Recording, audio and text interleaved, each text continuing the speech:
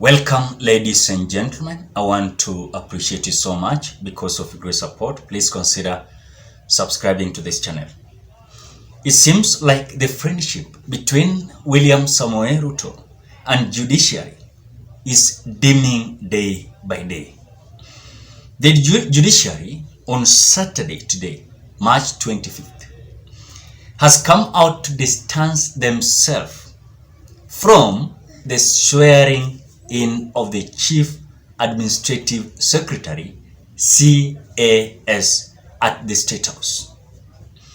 In a press release, we are being told that despite of the Judiciary has been always been there when it comes to swearing in of these appointed as either cabinet ministers, even if they are not leading the swearing in, they are always being invited to attend the swearing ceremony in Statehouse.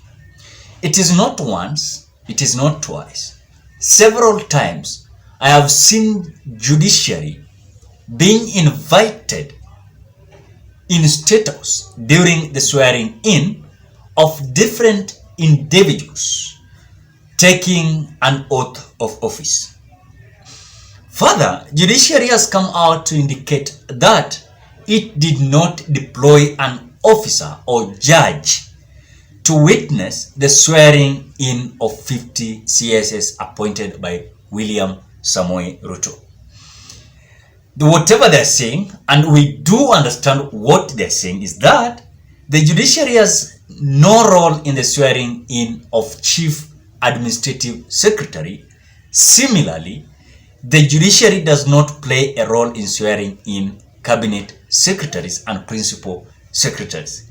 That is the Judiciary statement that they have released. But again, Kenyans are asking, if truly it is the way they are saying and it is in the Constitution and their roles are there, then we are asking ourselves, we've seen them several times attending certain swearing in ceremonies in Statehouse.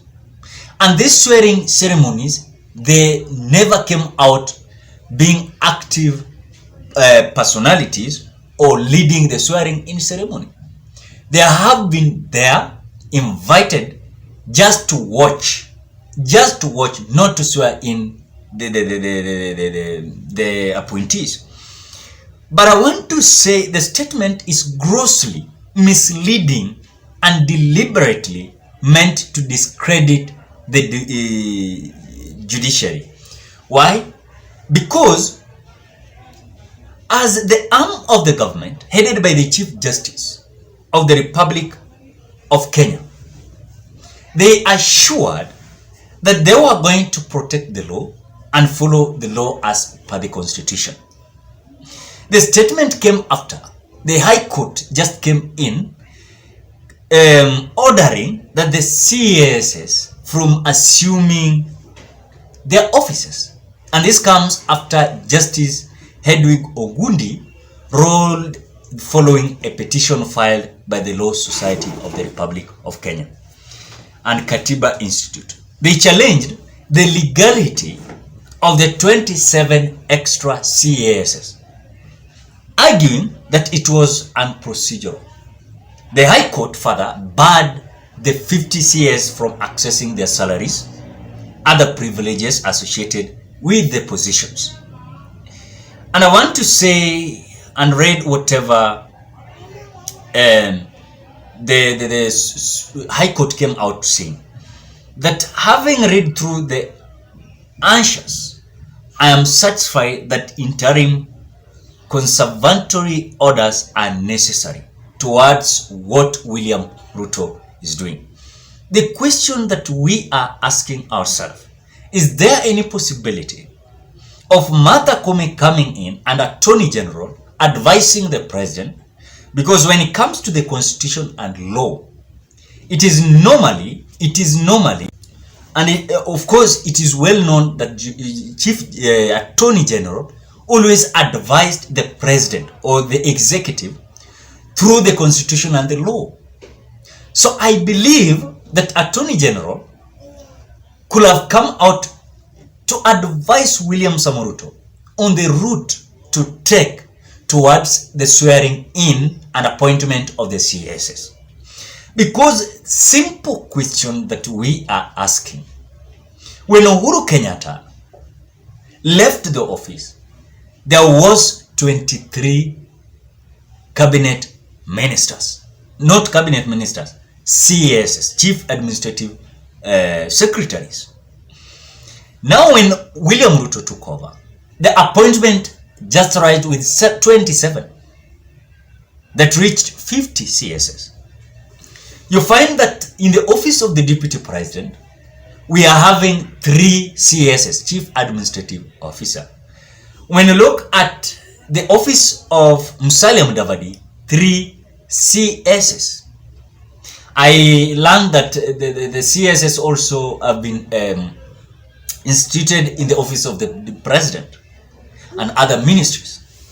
The question that we don't understand, was there any criteria or issues that could have been in between the President and the Judiciary that made the Chief Justice Martha Koome not to even to send a representative? Because we are having arms of governments. We are having executive, we are having judiciary, we are having legislature. 3 of them. So when you say that when the swearing in of the CSS, the judiciary never attended while the legislature, some of them were there, then it's showing a certain gap between the executive, legislature, and judiciary. And if these 3 arms of the government are apart on their own, then it means there will be a such intrude of law towards whatever it is expected in the Constitution of the Republic of Kenya. So with the knowledge that I have is that Martha Koome is like the relationship between judiciary and the executive William Ruto, and legislature is not rhyming at a point that Chief Justice could have come out to send a certain representative. This thing that they are saying that they distance themselves from swearing in the Chief Administrative Secretary because it is not their role.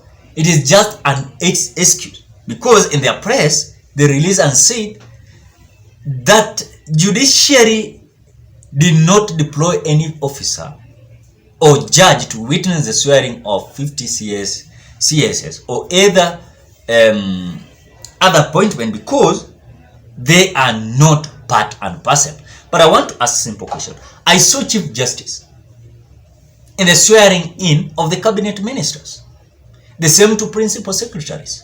What happened with the chief administrative secretaries? That she never came out to send even a representative. That is the question that Kenyans are asking. So it is a clear indication that honeymoon between William Ruto and judiciary is coming to an end. Even the promise that they were promised to be given 3 billion annually, I've not seen any. I've not seen the executive rewarding them. This was just out of contempt to make the judiciary feel like they are being favored by the president of the day. But they never knew they were being captured. But again, the court has come. The courts has come out to be on a standstill to ensure let the rule of the law apply to all sides. It's like a sword.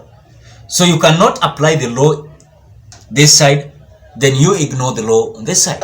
So the reality and things that must be identified is that there is a big difference and disagreement between the judiciary and the executive, because what they are doing is seriously breaching the law. There were 23 CSS, now there are 50, additional of 27 of them.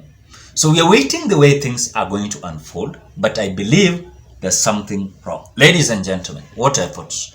Drop your opinion at the comment section below. Otherwise, Want to appreciate you so much because of great support. Please consider subscribing, liking, commenting, and sharing this video. Bye bye till we meet on another video.